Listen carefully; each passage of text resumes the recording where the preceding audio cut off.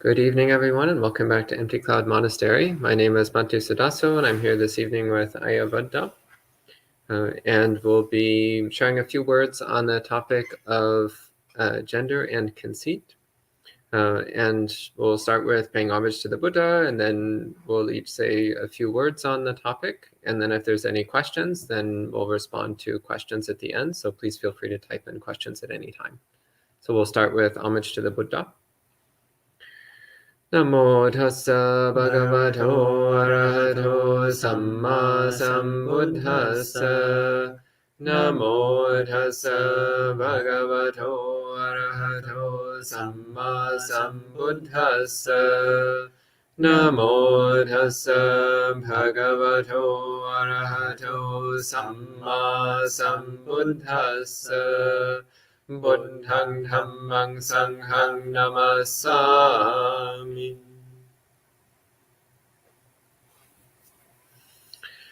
So to start the discussion on this, first off, I'd like to just remind us all of what it is that a Buddhist practice is ultimately aimed at. So what is it that we're trying to do in Buddhist practice? And ultimately, the critical turning point in our relationship to the world, the critical turning point which orients the mind towards awakening and eventually allows the mind to attain complete liberation, complete awakening, is the direct perception of anatta, of the impersonal nature of all things, directly recognizing the lack of inherent self-essence or self-existence of anything in particular.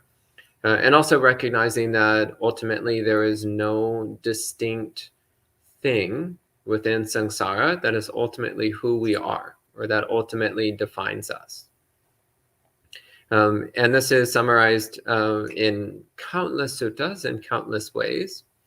One of the most well-known ones is the Anatta-lakkhana Sutta, the discourse on the anatta characteristic, the characteristic of non-self or the impersonal characteristic, in which the Buddha says, for example, the physical body is not self. The physical body is not me, not mine, not who I am. And it should be correctly seen in this way. So this body is not me, this body is not mine, this body is not myself, it's not who I am. And then the same with the different aspects of mind. So feeling is not me, not mine, not who I am. Perception is not me, not mine, not who I am. Mental activities or processes or objects are also not me, not mine, not who I am. And consciousness is also not me, not mine, not who I am. So giving a complete picture of everything in body mind, which we normally identify as, and each one the Buddha points out as being not me, not mine, not who I am. And through cultivating the clear recognition that there's nothing in body mind which is me or mine or my true self, my true nature, then we're able to let go of all forms of self-identity, all forms of self-attachment, and to therefore attain full liberation, full awakening, to finally let go of all defilement and delusion and to cultivate perfect wisdom. So attaining the pinnacle of the Buddhist path. And so then naturally, this also includes gender. So what is it that we talk about when we talk about gender? Topics of male and female. Well, what is that? Well, if one says it's something biological, well, then that fits under the first khandha, physical form, physical body. And the Buddha says that this physical body should be correctly seen as it actually is, with genuine wisdom. One should correctly see this body is not me. This body is not mine. This body is not my true self. This body is not who I really am. So if we then pin gender to a physical phenomenon, well, then we clearly recognize that gender is not who we are. If it's just the body, well, the body is not who we are. So then it's not accurate to say I am a man or I am a woman or I'm anything at all. because that would be forming an identity in relationship to the physical body. If instead we say that gender is some kind of mental construct, so for example, things that we learn from society or from our culture, or things that we're taught to do, ways that we're taught to behave, which are gendered as being male behaviors or female behaviors, or male ways of thinking, female ways of thinking, or power structures in society, like which gender gets to be in charge of which areas of life. Well, all of that then would fit under mental activities. So most of that would fit under sanya and sankhara, to be exact. So the third and the fourth khandhas, second and third of the four mental khandhas. And that also then is to be correctly seen, as the Buddha said, it's to be correctly seen as this is not me, this is not mine, this is not my true self, this is not who I am. So whether we identify gender as a physical phenomenon, a mental phenomenon, or a combination of the two, regardless of where we pin it, it still fits within this general domain of things which are to be clearly seen as non-self, as anatta.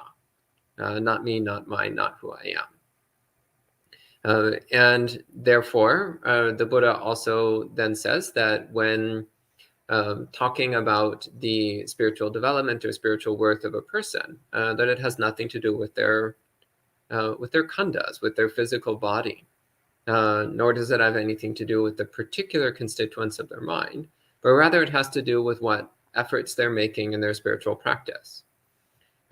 So we find this in places like the Vaseta Sutta, where the Buddha clearly states that the spiritual worth of a person is not determined by birth. It's not determined by what kind of body they have. It's not determined by the shape of their genitals. That's actually one of the things the Buddha specifically says in the Vaseta Sutta, that the shape of someone's genitals does not determine their spiritual development or spiritual worth, but rather it's what they do. It's the choices and decisions that they make, which determine whether someone is spiritually developed or not, spiritually pure or not. So that's another place where the Buddha is clearly pointing to the inherent irrelevance or a lack of genuine substance to the concept of gender. And there's numerous other places in the suttas where the Buddha goes over this point in a variety of different ways. And so the consistent message that we find throughout the suttas then is that ultimately gender is whatever it is, whether it's thinking I am a man or I am a woman or I am trans or I am non-binary or whatever. So any kind of identity related to gender is ultimately a form of conceit. It's a form of self-identity. It's a form of attachment to an incorrect, delusional misperception of reality. And similarly, to then formulate a concept of gender and try to impose it on other people around us is also a manifestation of delusion. So to look at somebody else and then to say, well, so-and-so appears to have a male body, therefore they must act this way or that way. That person appears to have a female body, therefore they must act this way or that way. Or to say, well, this person has a male body or a female body, therefore their spiritual power is higher or lesser, or they should have more power or less power. Like this is all just complete delusion. It has nothing whatsoever to do with what the Buddha taught. So it's imparting a truth to gender which is not inherently there. And also it's, again, skipping past this critical point the Buddha made, that a person's spiritual worth is determined by the choices they make, not by the kind of body that they have.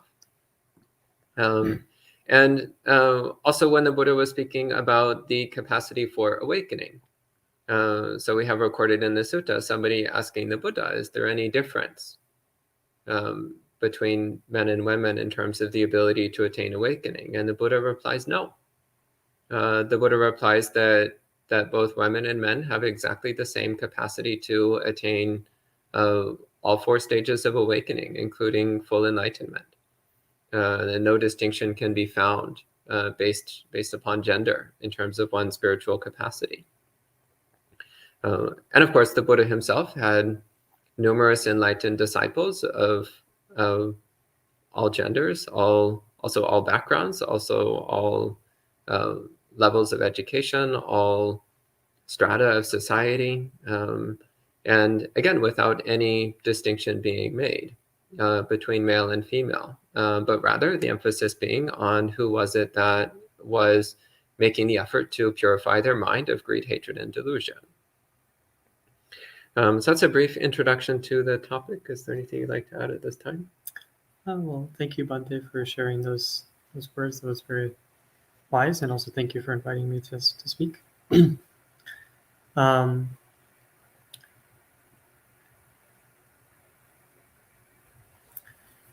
What really comes to mind for me about this, I think so much of the core of it, Bhante has already covered in terms of it really shouldn't be a question. I think if we're authentic with ourselves and we just ask, what did the Buddha teach? And the very first sentence of the very second sermon he's supposed to have given is Rupang Bhikkhave Anatta. So form, or the body, or the way that our appearance, our physical makeup, that is not ourself. So I think if we're authentic, then it's very difficult to identify the body of others or of ourself as actually who we really are. But also beyond that, one of the suttas that comes to mind is the Sona Sutta, where the Buddha says, Sona, if I'm paraphrasing because I don't have it memorized, but he says something like, Sona, if someone were to regard themselves as superior because of their body or their feeling or their perception or any of the other aggregates, 5 aggregates that Bhante has mentioned before, then that's wrong. If they regard themselves as inferior or as equal to, or if they regard someone else as superior because of their aggregate, one aggregate, many aggregates, all of the aggregates. So the aggregates, of course, as Bhante explained, being essentially the heaps of the types of phenomena, the types of experiences that make up our existence. So that's what that word is supposed to be saying. And in that sutta, the Buddha makes it quite clear that it's completely against the Buddha's teachings, as Bhante explained, to regard yourself or someone else as superior, inferior, or equal because of any of the aggregates. And so there's just a couple suttas that are coming to mind. If I maybe just throw these out a little bit and discuss them. So if it's too much, I apologize. But another one that comes to mind in relation is the Yoga Sutta, which is a little bit, maybe not exactly, we might not think about it like this at first, but the Yoga Sutta is not about stretches, but it's actually about how we get bonded and tied to basically to our relationships to other people because of our own gender identities. And it basically says that, for instance, like let's say that someone regards themselves as a man, and they start fixating on the features of their personality that they find manly. So, like for instance, let's say that you have some kind of characteristics on your body that in your culture and in your mind are considered male traits. Like as Bhante said, this could also be behaviors. It doesn't have to be physical. It could be any kind of thing in your experience that this is what makes me male, or I look male, or I look like a man. And the Buddha says that when you fixate on that, actually that affects your relationship to other people based off the gender identities and constructs that you have in your mind. So let's say, for instance, that you identify as a man and you are attracted to people who you identify as women. Well, when you fixate on your male characteristics and you build up an identity of being a man, the Buddha says that you're going to actually also build up the other relationships you have to the genders that are outside of the one you might identify with. And so the sutta is, it's talking about something a little bit more specific, but we can actually apply the same principle by extension. And it basically is saying that how we relate to gender within ourselves is intrinsically tied to how we relate to other people. So if we regard, for instance, ourselves as superior, well, by extension, we might think that we regard everybody else as equals, but actually we will be regarding them as inferior in some level. And that includes specifically how we build up our gender identity. So if we think, oh, I'm like this is who I am, and we look at my muscles, look at my hair, look at my glasses, look at my voice, and those things, and I think, oh, this is what I am.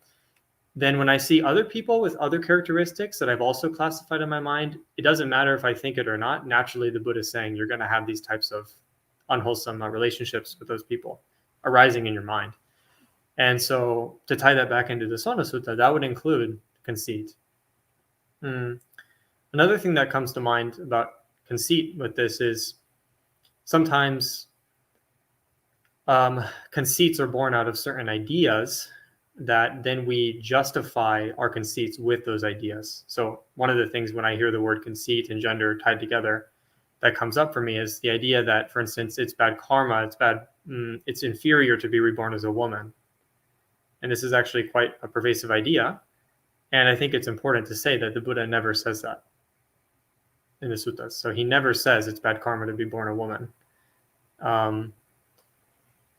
He just, and as Bhante said, actually there's suttas where specifically he says that, for instance, the genitals or the color of your skin, that is not a major, that doesn't differentiate humans in terms of their value.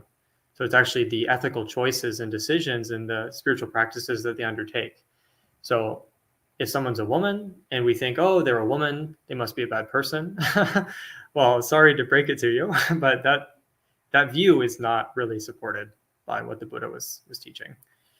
And even also to go into other ideas of karma within the realm of gender, if we think of ourselves as superior. So even if let's say that we are a woman or we identify as a woman and we think, oh, I'm superior, that is also wrong. So it's not just inferior that's wrong. Superior is also wrong. And if we think even because of these conditions, oh, I have these conditions in my life, that must be because of my karma, and therefore I'm better than those people. Well, that's also a wrong way of relating to karma, because for one, you don't actually know what you've done in the past unless you've recollected it with psychic powers, in which case, congratulations. But maybe you should be considering the other third knowledge, which is destroying the asavas, which would include self-identity. So if you can recollect your past karma and you do build up a sense of superiority around it, it's actually not relating to the idea of karma correctly, because karma is about what we're doing right now. And so relating to people as superior, inferior, that actually is creating karma. It's creating karma that is the opposite of as Bhante was saying, Buddhist practice. And so, yeah, back with gender, then if we have any kind of views that we're holding that lead us to, for instance, regard other people or ourselves as superior, inferior, or also equal. If it's equal, I would say probably don't expect too much of yourself. So unless you're an arahant, you're going to have some level of conceit. But at the very least, we shouldn't be espousing negative, hateful views. And then we should always be examining ourselves and removing these views and weakening them. So even if we can't eradicate it 100%, so we say, for instance, let's say you think, oh, I feel superior to other people, or I feel inferior to other people. And you may even think, oh, I feel subordinate to other people because of my gender conditioning. Well, you shouldn't beat yourself up because of that, but you should acknowledge that you can be free of that. You can be liberated from that. That's not something that you are stuck with. And actually that's something that we are creating in the mind. And it's been created through a lot of habits over many, many lifetimes, but we can be liberated from that view within ourselves and also our relationship to other people. So we should never settle, but we also shouldn't be too much in a rush to be completely perfect, but we should strive to be perfect. And then I guess to kind of maybe start to close this up, in terms of karma and how we identify, I would also think that it's really important also to consider that we have also been basically anything you can imagine. So all of the aggregates, so what we look like, what the types of feelings we experience, the thoughts and emotions and perceptions and the consciousness, all of that, you may think that, oh, I'm like this, I'm better, I'm worse, those people are like that. Well, actually, who knows? Maybe last lifetime it was in the opposite position and you just don't remember. So an example would be, let's say that, for instance, you have some kind of birthmark, or a better example might be like a mole. So let's say you have some kind of thing on your body, some kind of physical characteristic on your body. And then as you get older, maybe you have some kind of operation or something, and it goes away. So you no longer have it. It's not on your body anymore. Are you an intrinsically separate, different person now? Is yourself completely separate? And now all of a sudden you're a better person or a worse person? Well, if you think about it, all that's happened is just one condition has simply changed. And now it's just different. And now imagine that you forgot all about that previous part. And so now you only remember having this current body. And you think, oh, anybody who has that characteristic, they're a horrible, inferior person and they don't have as many rights as I do. But maybe you don't remember that actually just 2 days ago you had an operation and you got that mole removed or something. So we should really reflect that if we really are considering the Buddha's teachings, the Buddha taught rebirth and the Buddha taught karma. And what that means is that in the past, we also have had other conditions, and all of those conditions are temporary. They have changed. That's how we've gotten to this point. So if they've changed and we have the capacities to practice now, that means that none of these conditions were inherently making us a worse or better or equal person at any time. Of course, certain conditions are more supportive to practice. So for instance, if you have dementia, it's probably harder to cultivate the mind in certain ways. But that doesn't make you inferior, superior, or equal, and it doesn't mean that you should be denied access to spiritual practice or denied rights as a valuable being. And so we should just reflect that we too have been in any situation we can imagine. We too have been there. And at that time, we too had self-identity view because we weren't awakened yet. And so that means that at that time, we might have been relating completely separately to those conditions. So the way that we relate to conditions now is also temporary and impermanent.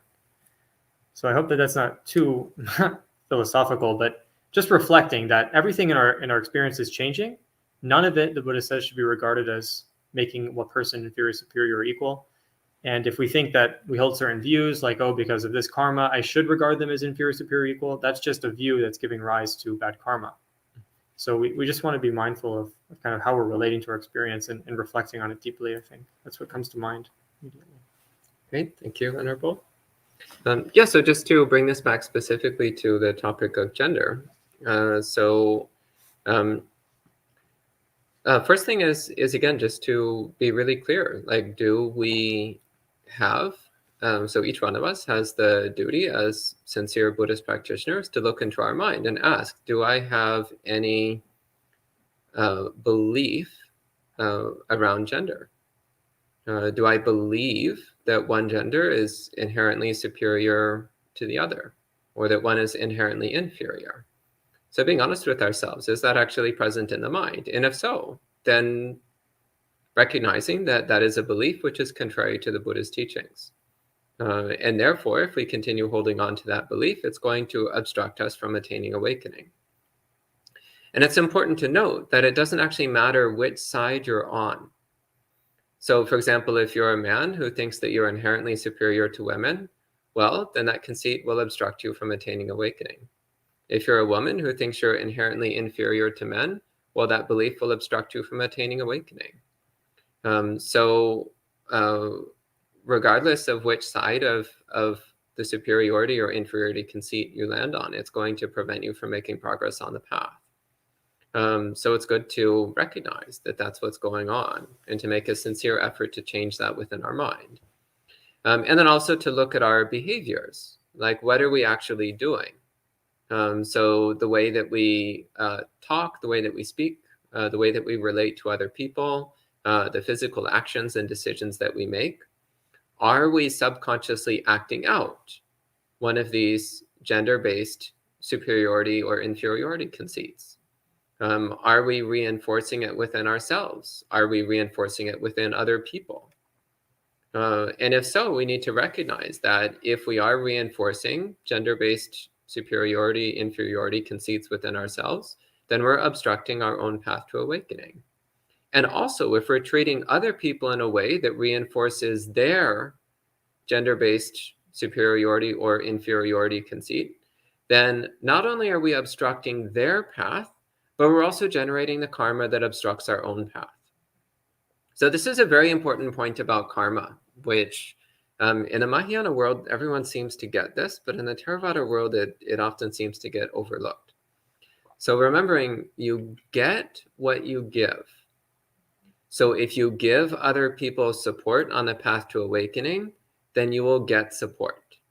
That's the whole principle of the Bodhisattva vow, by the way. It's vowing to help other people attain awakening, which then means that you will have a much easier path to awakening. Basic principle of karma. So then what happens if you're obstructing other people's path to awakening? Then your own path will be more difficult. So again, this is part of why it's so absolutely critical to really look at this, the behaviors and activities that we engage in.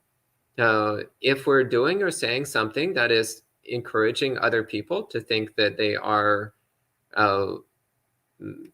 biologically incapable of attaining awakening, well, then that means that our own path to awakening will be much longer and harder. So it's not just what affects our own mind, but also how we relate to other people and what we do to them. So then coming again to the topic then of pervasive gender discrimination within the Buddhist world, it's really important to emphasize that this is something which is damaging to both the men and the women affected. So it's easy to think like, oh, misogyny only harms women, but actually that's not true, because every man who participates in a system which is impeding women from practicing Buddhism, or which is building up an inferiority conceit in women, well, that man then is also creating the conditions to obstruct his own path to awakening. So this is something which ultimately everyone loses. Like whoever participates in any kind of gender-based discrimination system, everyone loses. Everyone who participates is being damaged. And the only option then is to return to the Buddhist teachings. Come back to what we actually find in the early Buddhist texts. Come back to these practices of identifying any tendency towards self-identity, any tendency towards superiority or inferiority, either towards ourselves or towards others, and to eradicate that from the mind, recognizing it as a dangerous obstacle on the path to awakening that obstructs everyone affected, both ourselves and the people around us. And again, this is also why it's then important to also make an active effort to support Dhamma practice for everyone, regardless of what kind of body they have, or what kind of gender identity they have, or what kind of social condition they have, what level of education they have, or what cultural conditioning they have, basically regardless, without making distinctions of this sort. We always want to help encourage in people the perception that they are all equally capable of attaining awakening. And we also want to actively work to support them having conditions which will make Dhamma practice nourishing and supportive to them. So that also means making sure that people have access to monasteries and practice centers where there aren't reinforcement of gender identity going on, where there isn't reinforcement of either a superiority complex or an inferiority complex. And also to really carefully examine, are we doing anything that's contributing to the problem? And if so, what can we do to change those behaviors and attitudes within ourselves, so that all of us then are more supported on the path to awakening? So I think that's all I have to say on this subject. Did you have any final comments before we look at questions? I think just briefly, yes, Bhante. I was just, something was coming to mind related to what Bhante was saying here, is that I remember actually like many years ago, when I was younger, I remember hearing this talk as a layperson, of course, where it was a man and he was white, and he said that at a certain point he realized that he was afraid of black people. Like he had a fear and a bias towards black people, people with darker skin. I think he was living in Africa, in South Africa. Um, and so he said that what he did was he moved to an all black, extremely an all black neighborhood in South Africa, where it was also like extremely high crime rate, and it was an extremely dangerous neighborhood.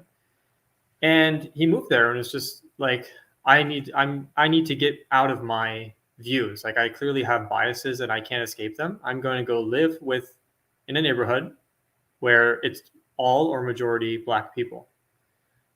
And he said that, like, I can't remember the details because this was just a long time ago, but he said that, briefly speaking, he ended up, obviously, I mean, the story is kind of predictable, making all kinds of friends. And, you know, can we say that he overcame all of his biases and potential, subconscious beliefs and attitudes towards people of different skin tones and different cultural backgrounds and different languages?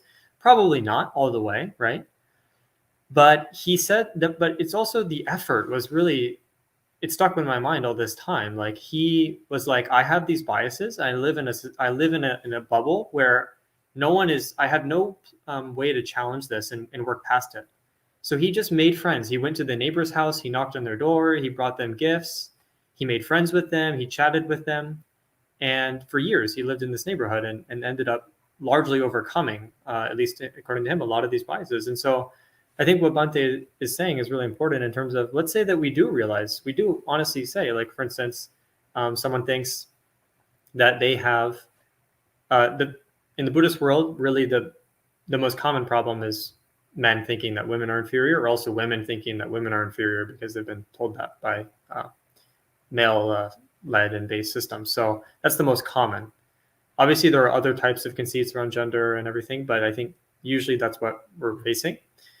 And so if someone has the idea, for instance, like, someone reflects and they think, oh, actually, I do think that women are inferior or something, then, and they live in an all male environment, or they're surrounded by people by mostly men or by women who are not questioning that, the best thing to do might be go and actively support women and actively be around other women who are empowered, or just put yourself in situations that are outside of that comfort zone. Be around people who think otherwise. Be around circles where they think otherwise, and do actual acts, like actual karma in terms of physical and verbal and mental actions, deliberately thinking, changing how you think and how you relate to people, speaking in different ways to people, acting in different ways. And as Bante said, that creates the conditions for not just your own karma, say in the future and the present, but also your karma in terms of the patterns of how your mind will tend to relate to those people.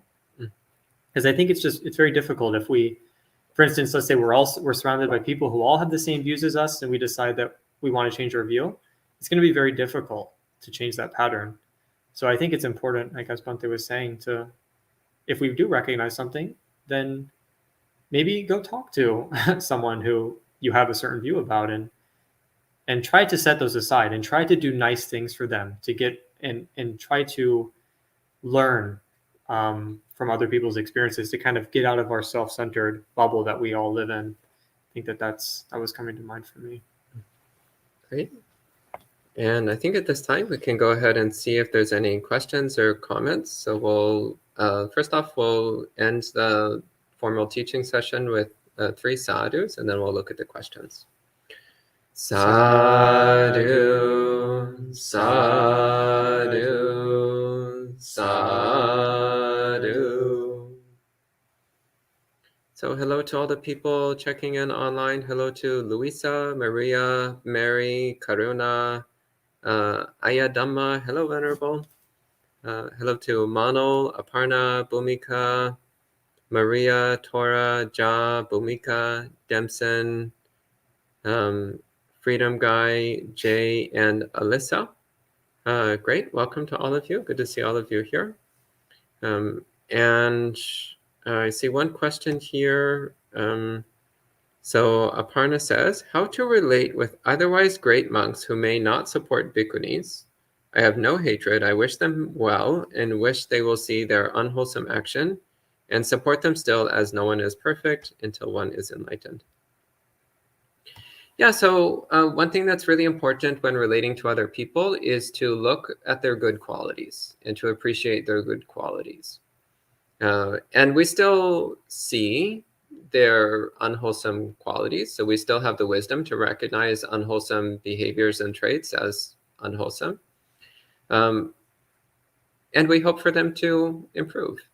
So appreciate their good qualities, hope that they will eventually overcome their bad qualities, but also recognize that they're not stuck. So maybe right now that person is stuck in some kind of gender-based superiority / inferiority conceit.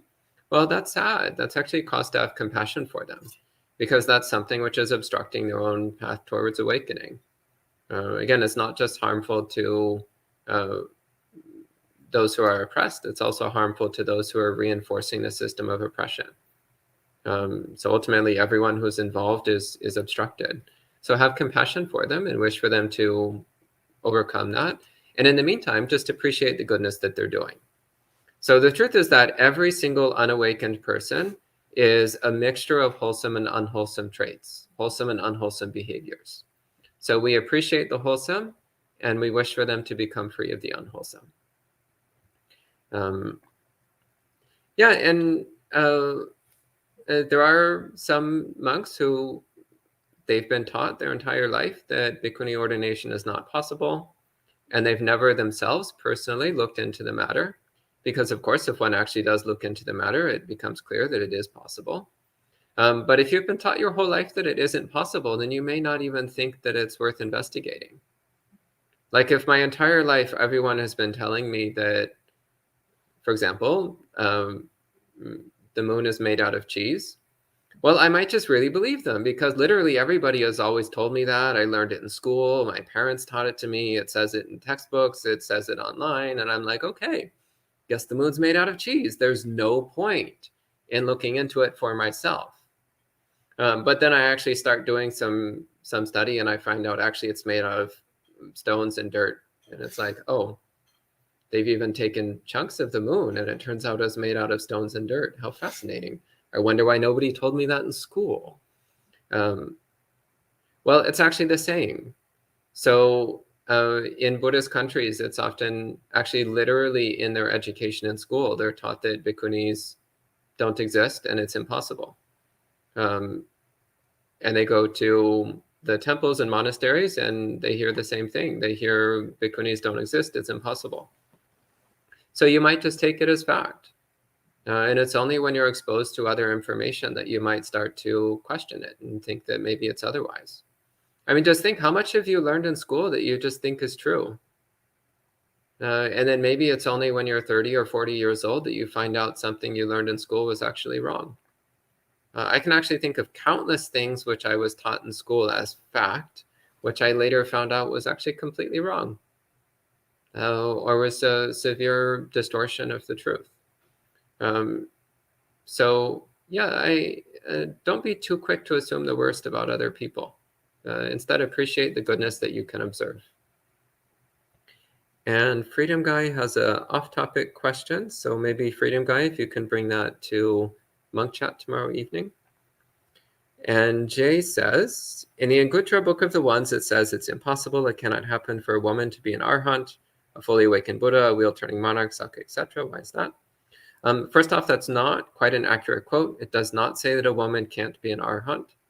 So there's, as I mentioned before, there's many places in the suttas where it clearly states that women can be arhats, just as men can. Gender is not a determining factor in becoming an arhat.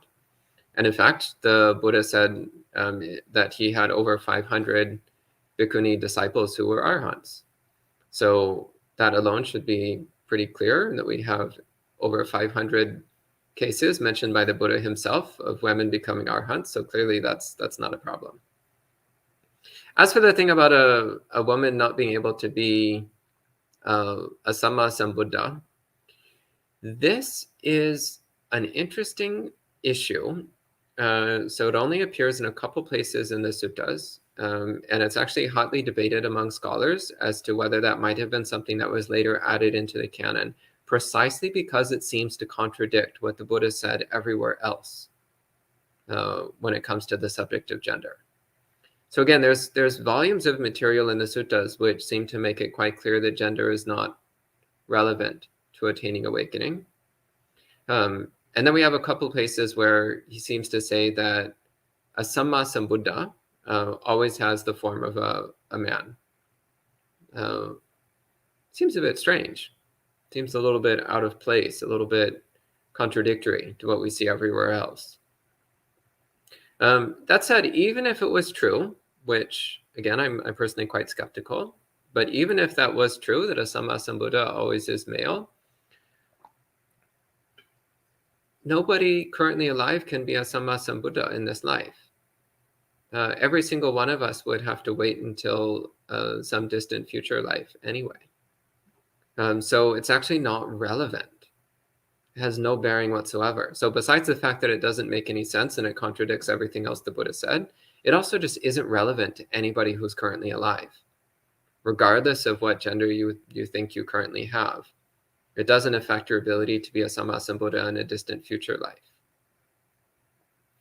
But yeah, again, as I mentioned earlier, I personally think that that was in fact something that was added later to the suttas, because it does seem to contradict what the Buddha said in overwhelming majority of the suttas.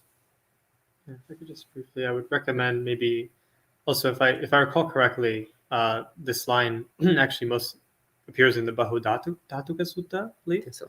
Yeah. And it's good to keep in mind that the Anguttara Book of Ones is basically a list of sentences that have been taken and listed in order. So they're not really, it probably doesn't come from there, is what I'm saying. So it was taken from another place and then placed in the Book of Ones. That's how that book is organized. And that's also corroborated by historical study of that text. So what I would say is I would recommend reading Bhante Analayo's study on the Bahudhattuka Sutta, where he does compare the parallels, and I believe he discusses this issue specifically. And if I recall correctly, he concludes it's not in the parallel. So that would mean that it was moved from there to the Anguttaras, which would mean the Anguttara passage is the same. So it's good to kind of, I would recommend Bhante Analayo's study of that sutta. You might be able to learn what he says there. It might be more nuanced. That would be a good place to look for that. Yeah, thank you for pointing that out, because it is important to note that the edition of the Pali Suttas that we currently have is not necessarily exactly the same as what came out of the Buddha's mouth 2,500 years ago. And in fact, there are multiple available versions and editions of the suttas, and most of them, for the most part, are extremely similar to each other with very little divergence. But actually, one difference is that in the sutta that Venerable just mentioned, some versions do not have the line about women not being Samma Sambuddhas. It just doesn't appear.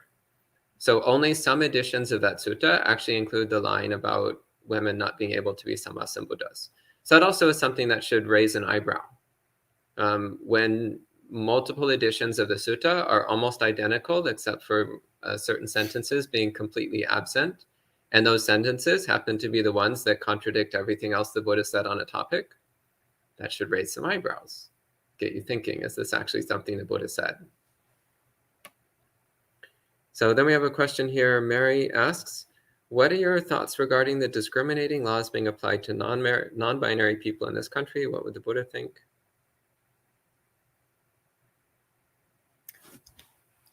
So to be completely honest, I'm completely ignorant of the current laws that might be being passed. So I haven't heard of anything specifically that you might be like being applied.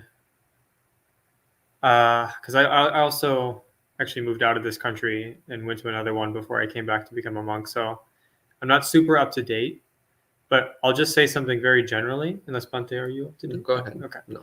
I would say very generally is that what would the Buddha think? Well, the Buddha would think that any kind of action that's done out of greed, hatred, and delusion, or a conceit of superiority, inferiority, based off of any kind of characteristic of any being whatsoever, is wrong. So, for instance, like if we say oh, that person, they identify as non-binary, or they have, they're a non-binary. That person is non-binary, and then we discriminate and think and say that they then have less access to certain things because of that. Generally speaking, the Buddha wouldn't agree with that. Of course, there are certain, not in terms of discrimination, but in terms of differentiation, of course, it comes up. So, for instance, some people need different shoe sizes, right?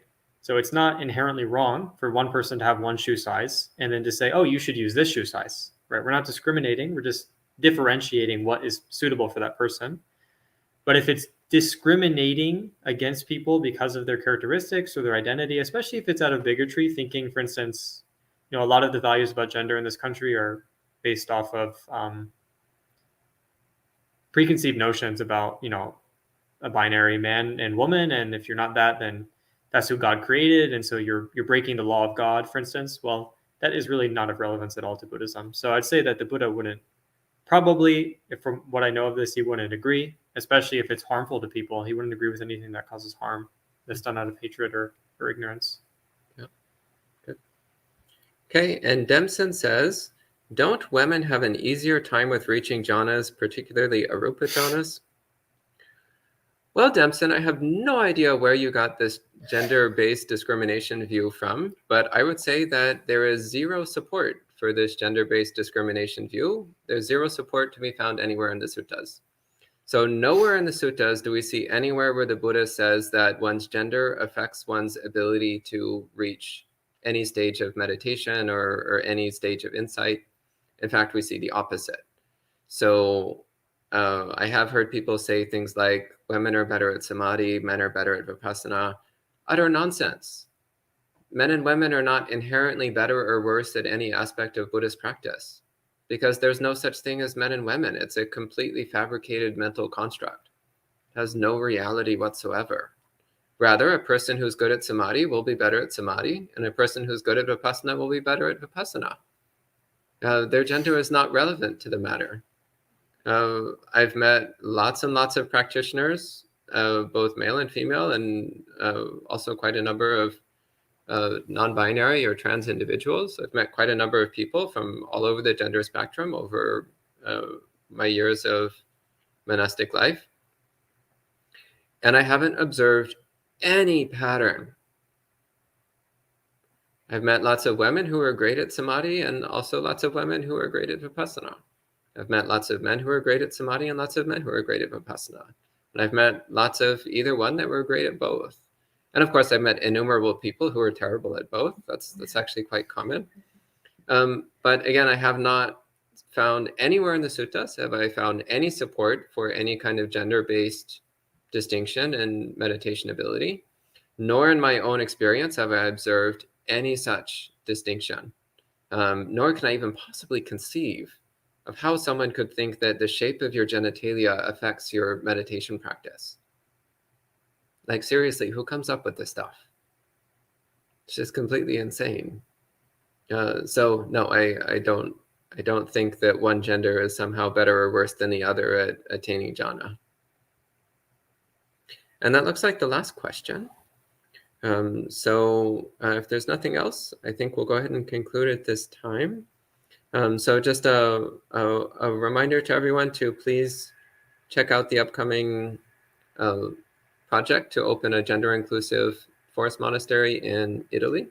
So I just posted the link, Empty Cloud Italia. So you have an opportunity to be part of a new place where people can practice Buddha Dhamma without gender discrimination.